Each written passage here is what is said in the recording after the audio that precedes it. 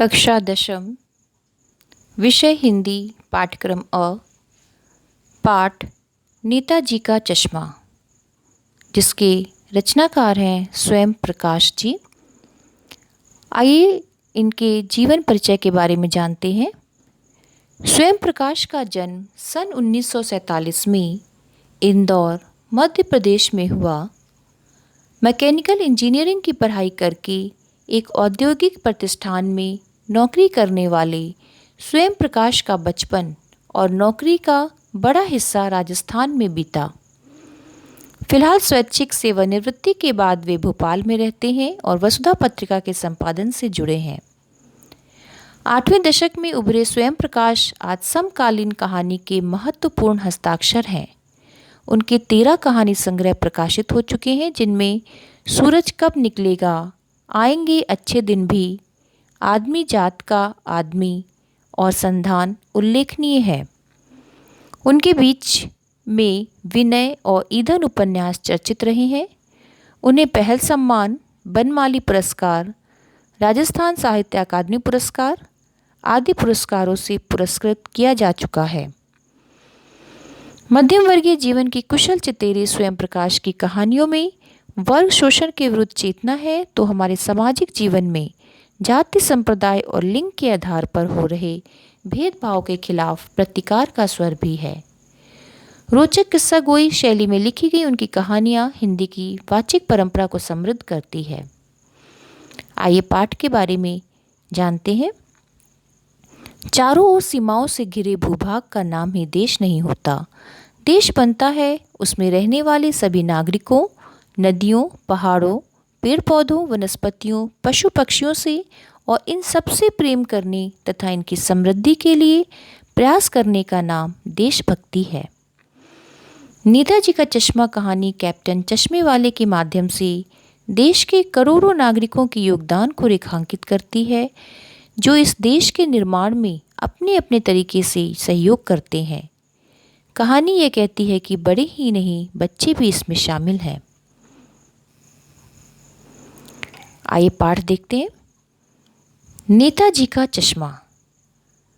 हलदार साहब को हर 15वें दिन कंपनी के काम के सिलसिले में उस कस्बे से गुजरना पड़ता था।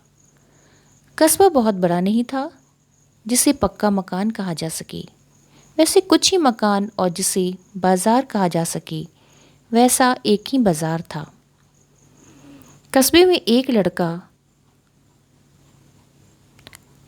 लड़कों का स्कूल, एक लड़कियों का स्कूल, एक सीमेंट का छोटा सा कारखाना, 2 ओपन एयर सिनेमा घर और एक ठो नगर पालिका भी थी। नगर पालिका थी तो कुछ न कुछ करती भी रहती थी।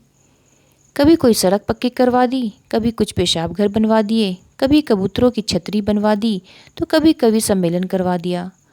इसी नगर पालिका के किसी उत्साही बोर्ड या प्रशासनिक अधिकारी ने एक बार शहर के मुख्य बाजार के मुख्य चौराहे पर नेताजी के सुभाष चंद्र बोस की एक संगमरमर की प्रतिमा लगा दी।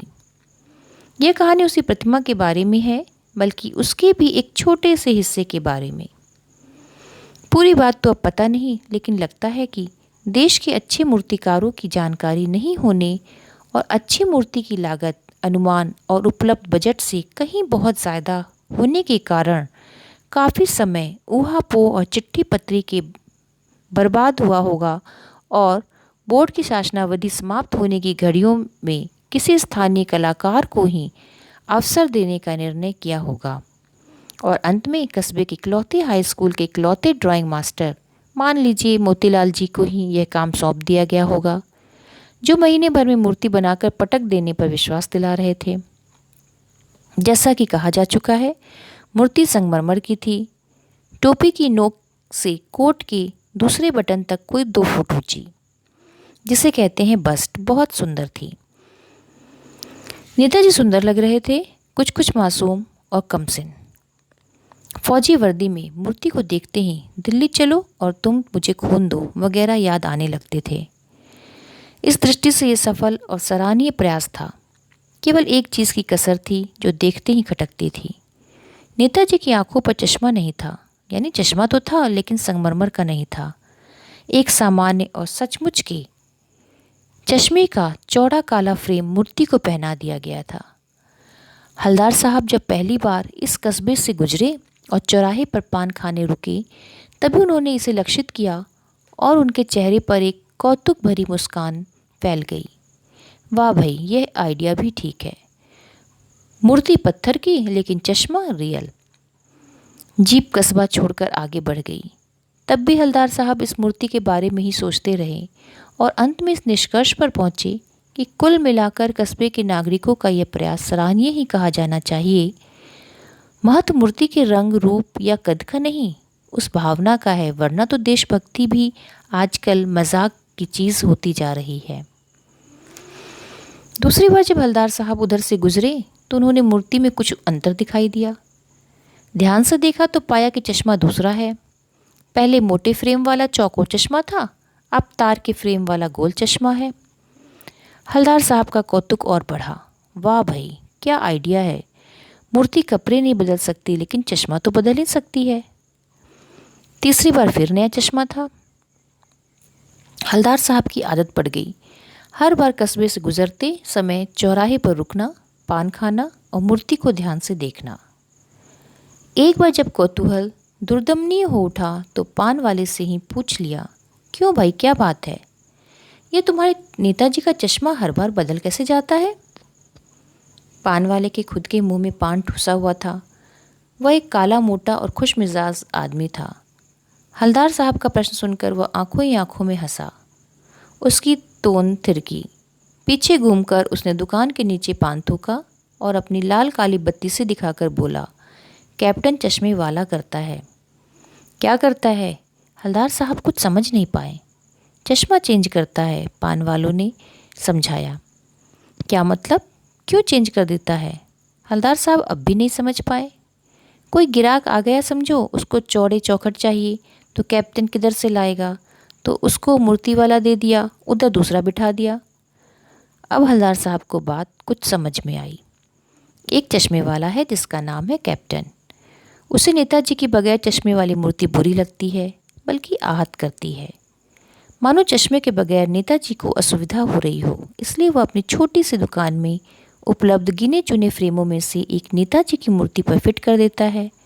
लेकिन जब कोई ग्राहक आता है और उसे वैसे ही फ्रेम की दरकार होती है जैसा मूर्ति पर लगा है, तो कैप्टन चश्मे वाला मूर्ति पर लगा फ्रेम संभवतः नेताजी से क्षमा मांगते हुए लाकर ग्राहक को दे देता है और बाद में नेताजी को दूसरा फ्रेम लौटा देता है।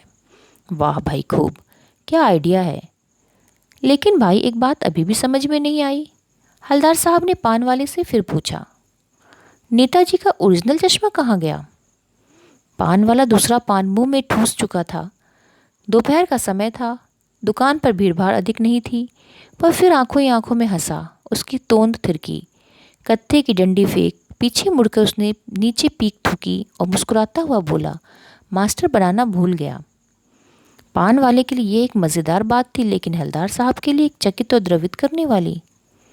यानी वह ठीक ही सोच रहे थे। मूर्ति के नीचे लिखा, मूर्तिकार मास्टर मोतीलाल। वाकई कस्बे का अध्यापक था। बेचारे ने महीने भर में मूर्ति बनाकर पटक देने का वादा कर दिया होगा, बना भी ली होगी, लेकिन पत्थर में पारदर्शी चश्मा कैसे बनाया जाए, कांच वाला यह तय नहीं कर पाया होगा, या कोशिश की होगी और असफल रहा होगा, या बनाते बनाते कुछ और बारीकी के चक्कर में चश्मा टूट गया होगा, या पत्थर का चश्मा अलग से बनाकर फिट किया होगा और वह निकल गया होगा। उफ! हलदार साहब को ये सब कुछ बड़ा विचित्र और कौतूहक भरा लगा। इन्हीं ख्यालों में खोए खोए पान के पैसे चुकाकर चश्मे वाले की देशभक्ति के समक्ष नतमस्तक होते हुए वह जीप की तरफ चले और फिर रुके, पीछे मुड़े और पान वाले के पास जाकर पूछा, क्या कैप्टन चश्मे वाला नेताजी का साथी है या आज़ाद हिंद फौज का भूतपूर्व सिपाही? पान वाला नया पान खा रहा था।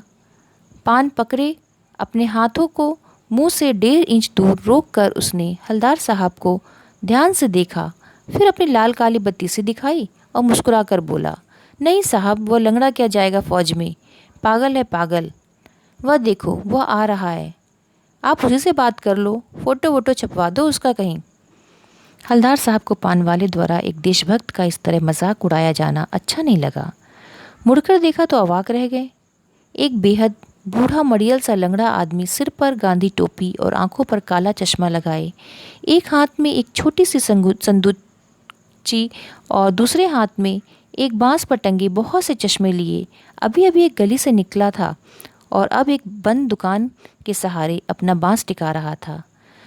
तो इस बेचारे की दुकान भी नहीं, फेरी लगाता है। हलदार साहब चक्कर में पड़ गए। पूछना चाहते थे इसे कैप्टन क्यों कहते हैं, क्या इसका वास्तविक नाम है? लेकिन पान वाले ने साफ बता दिया था कि अब वह इस बारे में और बात करने को तैयार नहीं। ड्राइवर भी बेचैन हो रहा था, काम भी था। हलदार साहब जीप में बैठकर चले गए। 2 साल तक हलदार साहब अपने काम के सिलसिले में उस कस्बे से गुजरते और नेताजी की मूर्ति में बदलते हुए चश्मे को देखते रहे। कभी गोल चश्मा होता तो कभी चौकोर, कभी लाल कभी काला, कभी धूप का चश्मा, कभी बड़े कांचों वाला गोगो चश्मा, पर कोई ना कोई चश्मा होता ज़रूर। उस धूल भरी यात्रा में हलदार साहब को कौतुक और प्रफुल्लता के कुछ क्षण देने के लिए। फिर एक बार ऐसा हुआ कि मूर्ति के चेहरे पर कोई भी कैसा भी चश्मा नहीं था। उस दिन पान की दुकान भी बंद थी, चौराहे की अधिकांश दुकानें बंद थी। अगली बार भी मूर्ति की आंखों पर चश्मा नहीं था। हलदार साहब ने पान खाया और धीरे से पान वाले से पूछा, क्यों भाई, क्या बात है, आज तुम्हारे नेताजी की आंखों पर चश्मा नहीं है? पान वाला उदास हो गया। उसने पीछे मुड़कर मुंह का पान नीचे थूका और सिर झुकाकर अपनी धोती के सिरे से आंखें पोंछता हुआ बोला, साहब कैप्टन मर गया। और कुछ नहीं पूछ पाए हलदार साहब। कुछ पल चुपचाप खड़े रहे, फिर पान के पैसे चुकाकर जीप में आ बैठे और रवाना हो गए। बार बार सोचते क्या होगा उस कौम का जो अपने देश की खातिर घर गृहस्थी, जवानी, जिंदगी सब कुछ होम देने वालों पर भी हंसती है और अपने लिए बिकने के मौके ढूंढती है। दुखी हो गए। 15 दिन बाद फिर उसी कस्बे से गुजरे। कस्बे के घुसने से पहले ही ख्याल आया कि कस्बे की हृदय स्थली में सुभाष की प्रतिमा अवश्य प्रतिष्ठापित होगी, लेकिन सुभाष की आंखों पर चश्मा नहीं होगा क्योंकि मास्टर बनाना भूल गया और कैप्टन मर गया। सोचा आज वहाँ रुकेंगे नहीं, पान भी नहीं खाएंगे, मूर्ति की तरफ देखेंगे भी नहीं, सीधे निकल जाएंगे। ड्राइवर से कह दिया चौराहे पर रुकना नहीं, आज बहुत काम है, पान आगे कहीं खा लेंगे। लेकिन आदत से मजबूर आंखें चौराहा आते ही मूर्ति की तरफ उठ गई। कुछ ऐसा देखा कि चीखे, रोको। जीप स्पीड में थी। ड्राइवर ने ज़ोर से ब्रेक मारे। रास्ता चलते लोग देखने लगे। जीप रुकते न रुकते हलदार साहब जीप से कूदकर तेज़ तेज़ कदमों से मूर्ति की तरफ लपके और उसके ठीक सामने जाकर अटेंशन में खड़े हो गए। मूर्ति की आंखों पर सरकंडे से बना छोटा सा चश्मा रखा हुआ था, जैसा बच्चे बना लेते हैं। हलदार साहब भावुक हैं, इतनी सी बात पर उनकी आंखें भर आईं।